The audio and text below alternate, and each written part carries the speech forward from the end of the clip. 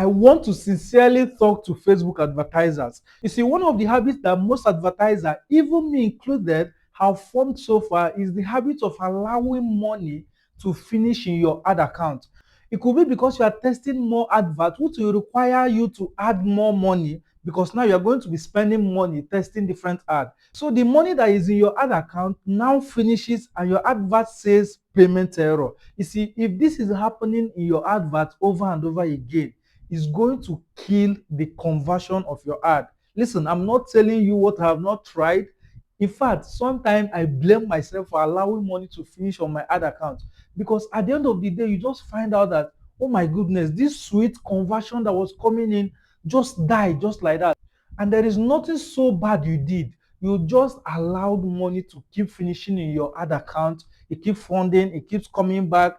No, no, no. What you should do is, even if it's two different adverts that is converting in that ad account, allow it to run for like 7 days. Make sure that money does not finish in the ad account.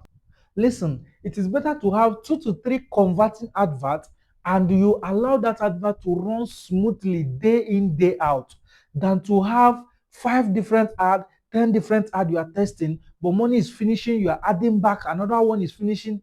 By the end of the day, you are going to not get results and you will still burn money. So I have learned that it is better to have just 2 adverts that are converting well. Make sure that you are funding it every time until you have enough money to be able to test other things. If not, you're going to just keep burning money. I have learned this over time, and that is why your advert perform better over time. For example, if you launch advert today and that advert have run for 15 days, 14 days, and it has gathered a lot of data, it is not going to convert the same way. So you need to understand this psychology when you are running Facebook ad. If you find this helpful, make sure you follow me for more.